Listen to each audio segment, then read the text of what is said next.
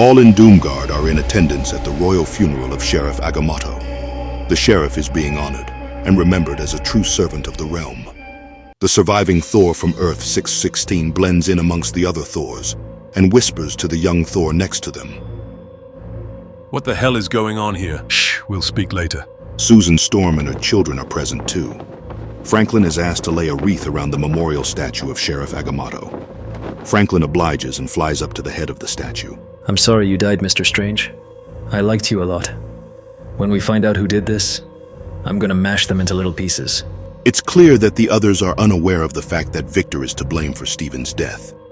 Night has fallen, and only Victor and his daughter remain at Strange's memorial. Valeria feels a degree of guilt herself. She believes that she bears some responsibility, as it was her team's discovery of the otherworldly ship that sparked the unfortunate chain of events culminating in Stephen's death. Valeria wants revenge and questions her father on why the people responsible are still alive. Victor orders his daughter to track down and find the passengers from the ship. She is confused as to how they escaped in the first place and continues to pry with questions. Doom loses his patience and orders his daughter to complete her mission without further questioning. Valeria obeys and sets off on her search. A glowing light draws Doom's attention to a stairway that leads below Stephen's memorial statue. He follows it. The peculiar character beneath the statue is Molecule Man, aka Owen Reese. Doom gives his accomplice the news. Stephen Strange is dead. Well now. Isn't that a surprise? Was it cancer? It's always cancer. No, it was inner decay of a different sort. His doubt killed him. Interesting. Surprising. Unexpected even. How is that possible? Because he knew. He was there. He saw it. He was only there at the end, Mr. Reese, and even I was not there at the start. In the beginning, it was just you and them. No, it was just them. Reese goes on to explain how the all-powerful Beyonders created everything in the universe and multiverse. They created everything that existed. The Beyonders created Owen Reese, the Molecule Man, to be a universe-destroying bomb. They created one of him in every universe so that all of the Molecule Men could be used to destroy the multiverse if they so pleased. The only mistake the Beyonders made to their otherwise perfect plan was by making Molecule Man a human and giving him choice. For when the day came to destroy the multiverse, this particular Molecule Man chose otherwise. He chose Victor Von Doom, and together they devised a plan. Doom and Molecule Man raised an army of Black Swans to kill a selected number of Molecule Men in the multiverse to diminish the overall charge of his multiverse killing explosion. While the army of Black Swans were acting as interdimensional hitmen, Doom and Molecule Man created a better version of the Molecule Man bomb. They would use this bomb as a weapon to destroy the Beyonders. It was only at this point, right at the end, that Strange joined their cause. Together they stood up against the Beyonders. We are taken back to the very first images that opened up this epic saga. We find Doom, Strange, and Molecule Man floating in some kind of void, moments away from battle with the Beyonders. We couldn't stop the Beyonders from destroying everything. But we could draw them out, destroy them, steal their power, and store it someplace safe, where it could be used to preserve some of what had been lost. The Molecule Man will serve as a conduit, Stephen. Together we can save the remnants of worlds. The scale of it, the scope. How do you choose what lives and dies? It's too much to fathom, Victor. It's too much. I can't. You have to do it. Doom tells Molecule Man that it was him who killed Strange. Molecule Man was already aware of this, claiming to have sensed Doom's shame from a distance. Molecule Man believes that Victor may have kick-started an unraveling of events that ultimately leads to their demise. Molecule Man knows that without Doom, this world will cease to exist, as he is the one holding it all together. Doom wonders what might happen if it is Molecule Man who dies next. And what if it's you, Mr. Reese? Well, won't that be exciting? At the Department of Science, Valeria is tasking her team with their latest mission. Based on data recorded on the night of Strange's death, the research team has deduced that Strange was the one responsible for scattering the survivors from the ship. Valeria fears that something terrible is brewing. We are going to take this all the way to the end of the line. No matter where it goes, I'll handle any noise from the throne. But for now, what we learn stays with us. Understand? I want to know what really happened. I want to know who these people are. I want to know where they disappeared to. I want to know what they're capable of. And more than anything else, we have to find out what they want. And why it scares God so badly.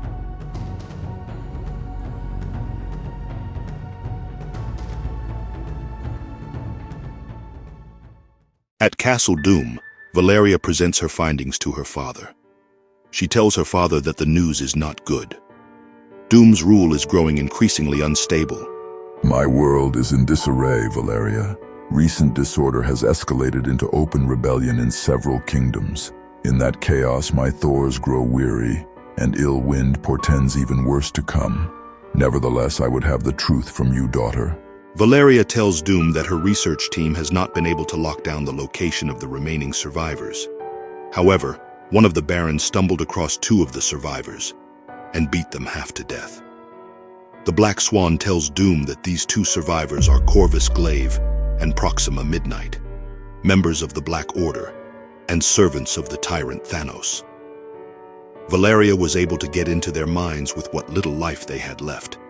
But it wasn't enough to tell her where the others are or what they are doing. Back at the Foundation, Valeria's team continues to diligently search for the missing pieces in the puzzle. Valeria can't help but feel like she is being lied to somehow. She knows there's something missing from the story.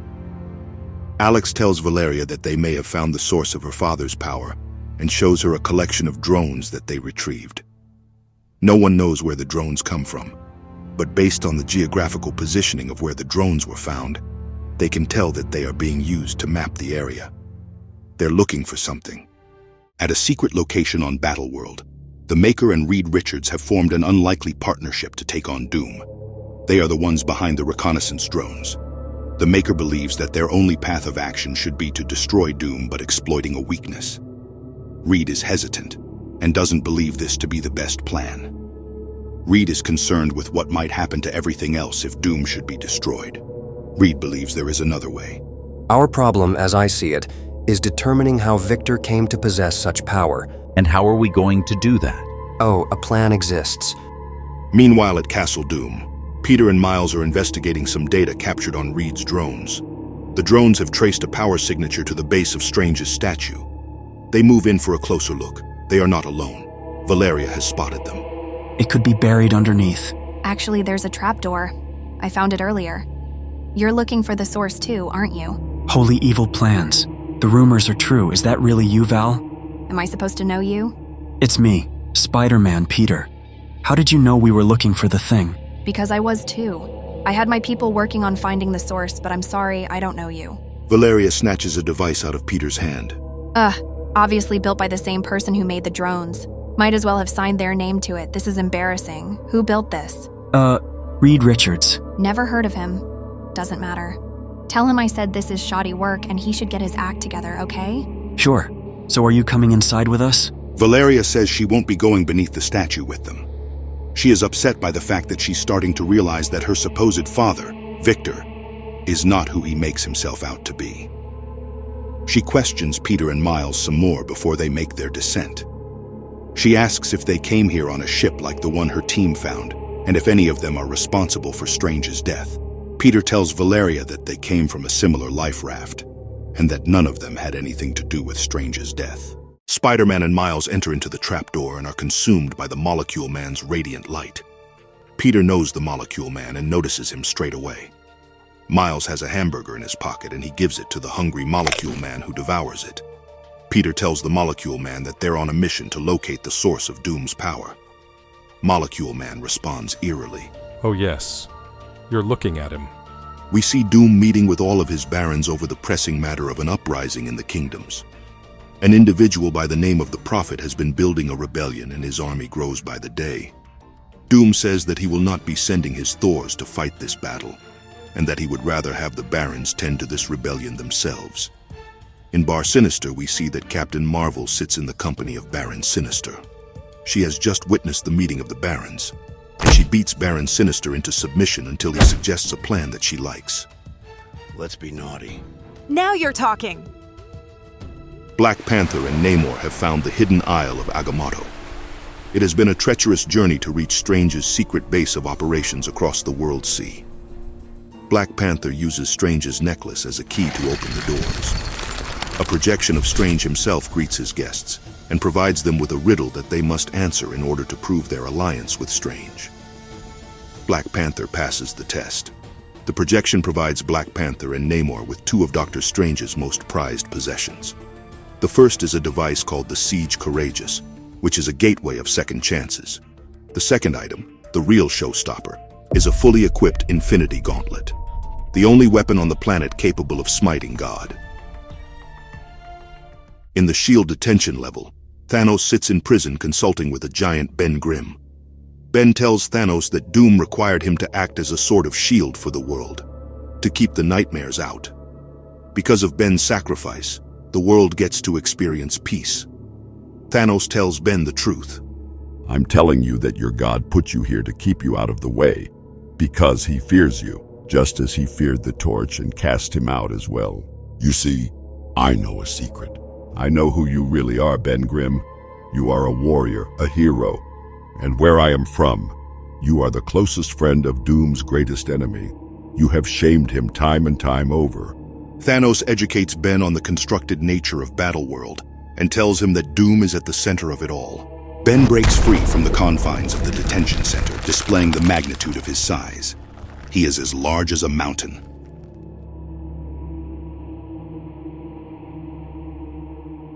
The Prophet emerged from the Great Waste, appearing from nothing. A cause fully formed, an idea given shape. This Doom is no god. And if he is no god, why suffer under his hand? Why submit to his rule? The Prophet's words were fire. He spoke of liberty, and the people pulled down their idols. He shouted freedom, and the people raised up arms. He marched his army to Castle Doom, to cast out God himself. It was Providence providing the perfect man at the perfect time. But who is this great catalyst? Who is this prophet? The prophet removes his mask, revealing himself to be Maximus. The fighting begins in the shadow of Castle Doom. From the safety of the castle, Doom, Susan, the Swan, and Valeria watch as the battle unfolds. Swan offers to join the battle, but Doom commands her to step down. Susan tells her husband not to worry about the rebellion. She reminds him that free people will always find an excuse to fight, and that this uprising will fall like all of those before it. Valeria feels differently, and Doom shares his daughter's sentiments. He summons his army of Thors to join the battle and bring a swift end to the Prophet and his army. Back on the battlefield, the Prophet is unheroically consumed by a gang of goblins. Baron Sinister and Captain Marvel look on from the flanks. The army of the Prophet is breaking. We don't have much time. Well, don't tease me, sister. If you want to cause a riot, someone needs to give somebody sinister some kind of order. All right, you've got it. Tell your clones we're switching sides. The Goblin Queen watches as Baron Sinister's army turns on hers. The Goblin Queen gets kicked in the face by Captain Marvel. An explosion sends Baron Sinister flying across the battlefield. Before the devilish Baron can get to his feet, he's decapitated. Looks like Apocalypse has come to seek out an answer for the Baron's betrayal. Meanwhile, in Doomguard, Thor from Earth, 616 has spilled the beans on the so-called God Emperor Doom and his eternal lies, which has caused a sort of civil war between the Thors. There are those who would believe in the fabrications of their self-proclaimed ruler, fighting those who have seen the light. Thor 616 raises her voice and speaks up over the squabbling Thors. Brothers, sisters, know in your hearts that my words are true. You have been deceived.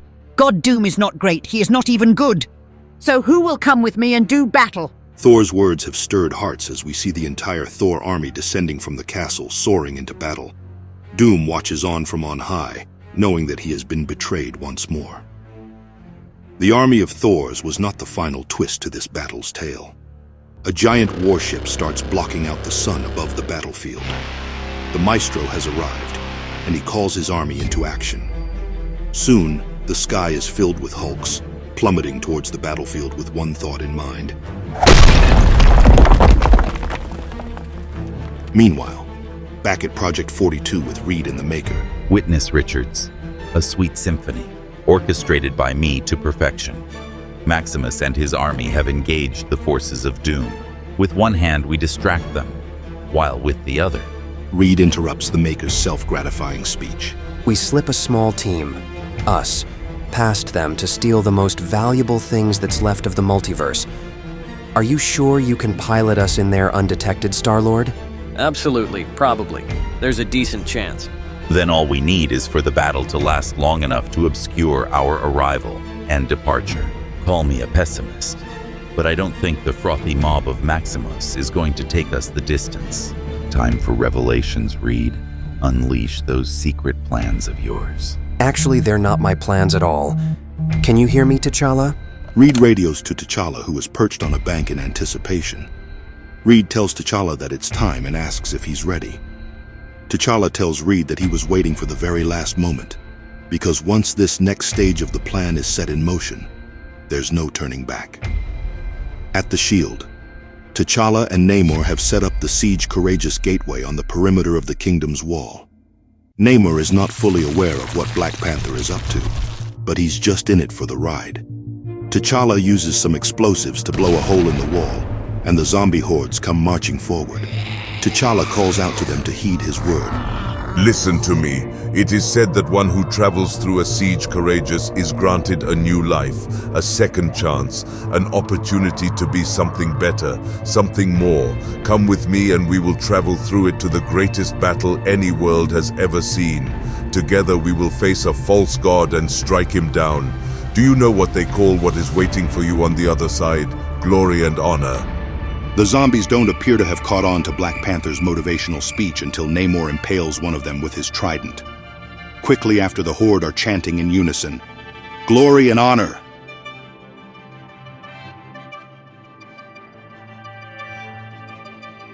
The battle is well underway below as Quill attempts to sneak his jet past the castle defenses undetected, but they are spotted by a Hulk. Quill's evasive maneuvers gets rid of the angry Hulk, but at the cost of a damaged engine. The Maestro challenges Doom, saying that as soon as his army of Hulks have crushed the rebellion, he will be turning his attack on God. The Maestro's declaration of war is cut short by the Thing, as he easily destroys the Maestro's ship. Susan and Valeria look on in fear as Ben joins the fight, and Franklin steps out onto the battlefield with Galactus to meet him.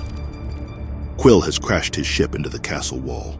Not the landing he promised, but a landing nonetheless. Reed and the Maker set off to track the signal of Doom's power source while Quill stays behind to fix their escape vehicle. Back on the battlefield, Ben lands the first blow on Galactus. Susan screams out for fear of Franklin's life. After a verbal back and forth, Ben realizes that Franklin is Victor and Susan's son. Suddenly, Ben loses the urge to fight back. Well, this just ain't gonna have a happy ending, is it? I know we supposed to fight some more, but I ain't gonna. Don't seem right now. Do what you gotta do, kiddo.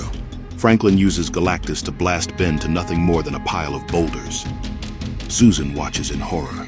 Oh, Franklin, what have you done? Valeria tells her mother that there is something she needs to see. Susan is curious, but Valeria insists that her mother trusts her. Back at Quill's ship, the Swan has stumbled across the wreckage.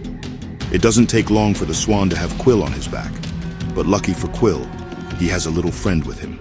Say hello to my little friend. Groot sprouts forward, growing at a rapid pace until he breaks free from the castle walls. Valeria and Susan arrive at the memorial statue of Dr. Strange, where they run into Reed and the Maker. Valeria, I suppose I shouldn't be surprised. Hello, Susan. Back on the battlefield, Doom has come to face Thanos. Thanos calls Doom a weak pretender and an excuse for a god.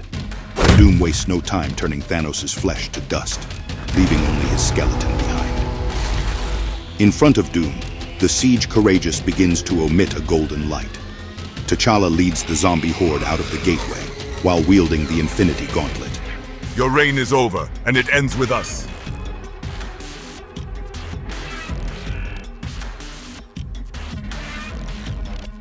The time has come for T'Challa to test the power of the Infinity Gauntlet against the omnipotence of God Emperor Doom. Goodbye, Victor. T'Challa clenches his fist and Doom cries out in anguish as he begins to turn to stone. Namor hurls his trident at Doom, shattering him to pieces. Namor pauses and then comments doubtfully. It can't be that easy. It won't be. Doom quickly rebuilds himself piece by piece and launches an attack back at T'Challa. Let us finish this, and do so as gods. Back at Strange's memorial, Susan confronts Reed. I remember you. That can't be. From what I understood, you didn't know who I was. What I was. Do you really know me, Susan? Susan says she knows his face from the hologram of the battle, and accuses Reed of killing Stephen Strange. I had nothing to do with Stephen's death. It was Doom. You mean God? I mean, Victor. And however well-intentioned this world of his is, I mean to put things back the way they are supposed to be. I mean to end this charade, because this is not the life we are supposed to have. Not Val, not me, and certainly not you, Susan. Who are you, really? My name is Reed Richards, and I'm the one who fixes things. Reed and the Maker descend beneath the statue. They are greeted by Molecule Man. Before Reed can make any headway with him, the Maker traps Reed in a temporal bubble that begins reversing the evolutionary process. We watch Reed agonizingly transform back into our prehistoric chimpanzee form, while the Maker explains his actions. I suppose I could apologize for this betrayal, but I saw you almost start crying up there with that woman who isn't your wife, and I just couldn't tolerate that kind of weakness. What's the end game here? Nostalgia for something that was never yours anyway. Really, Reed, who's interested in a weepy god? Molecule Man speaks up. Me! Did you know that one actually can holistically enjoy pizza? And it comes in slices! Reed has returned to his normal form, and the Molecule Man tells him that he better pull himself together because Doom will be arriving shortly. Back on the battlefield, Doom and T'Challa are still locked in an epic battle of power. It appears that Doom has the upper hand as he catches the Infinity Gauntlet in the palm of his hand. And now we're done, T'Challa, and what have you gained? Nothing. Yes, you tested me, reduced me to this wanton physical violence, but I remain Doom, and you, something beneath me, a lesser, a fool who doesn't know that he's beaten, a smiling fool who, wait, why are you smiling at me, T'Challa? Why are you? Because we were biding time, and you're going to lose. Doom realizes that everything has been a distraction, from the Prophet's army to T'Challa's army of the undead. Doom recognizes that he has succumbed to the temptation and leaves the battlefield to seek his source of power. Doom arrives at the statue to find Valeria and Susan still waiting outside. Susan questions him immediately. Is it true, Victor? Is all of it true? Susan, there are complexities beyond even my ability to explain. If you will just trust me like you always have. Like Stephen trusted you? I'm sorry, Susan, I tried. Doom enters the trapdoor to meet Reed and Molecule Man. Richards, you have some great plan, I expect. What is it this time, Reed? A new idea? A fresh take on the very old problem of you and I? Have you built another great machine? No, nothing like that. I just came to convince Owen that, perhaps, there's a better solution to this than you. A better solution? Your entire life you have been distracted with the modern concerns so precious to you and your kind. Ethics and order and society. When all that has ever mattered was survival, I saved millions, Reed. Owen saved millions. And what was it you said when you appeared here on my world? All you could save was yourself. You couldn't even save your family. How dare you? Doom snaps his fingers, expecting to end Reed's existence in an instant. But nothing happens. Even Reed is surprised to find his flesh still attached to his bones. Molecule Man has leveled the playing field by diminishing the extent of Doom's power, essentially relieving his power as a god. Reed strikes without hesitation, tangling Doom up in his coils, suffocating Doom like a python with its prey. Things aren't so easy when you aren't omnipotent, are they? You think any of this has been easy? You think power makes impossible choices more palatable? You know what's not easy? Having your life erased because someone wants to indulge themselves. You made yourself God, and the first thing you replaced was me. You stole my family. You think you're better than I am? No, Victor, you're wrong. I've always believed that you could be better than what you are. No, I mean now. This moment. If you had this power, you think you could have solved it all? Solved everything? You think you could have done so much better, don't you? Yes, and we both know it, don't we? Yes, damn you! Now die! Doom tries to make his final move on Reed and kill him. Molecule Man steps in after hearing Doom's confession to Reed. Okay then, if you both agree. Wait, no! An explosion of light consumes Battle World.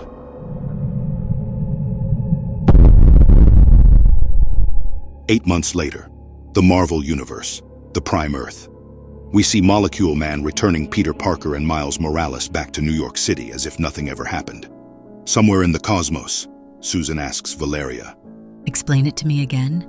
Valeria points out to Molecule Man. Owen over there is the key. He's kind of a human repository of unlimited power, and that omnipotent power has to be directed, used by an individual. In this case, Dad. And that's where it really gets interesting, as Franklin is a universal shaper, a dreamer. So he has these ideas. For worlds? For universes, Mom? For whole universes. Then he gives them to Dad. And Dad, using all that power, spins them off into their own reality. Finally, they slice off a bit of Owen to go with it, like an anchor. But it also serves to make the Molecule Man better, whole, healing him. Susan runs towards Reed and stands alongside him. This sure is something. Reed Richards' conversation with Franklin redefines heroism itself. It's not about titles or powers, but the everyday good we do, especially for those we love. Stepping away from Mr. Fantastic, Reed embraces fatherhood and science, realizing that the true key to life is letting go of fear. No longer trapped by the idea of universal collapse, his final act symbolizes a shift toward hope and expansion. In that moment, Reed discovers a renewed belief that everything lives. Even Dr. Doom. He sent Doom back home and even healed his face because in the end, everything deserves to live. Everything lives.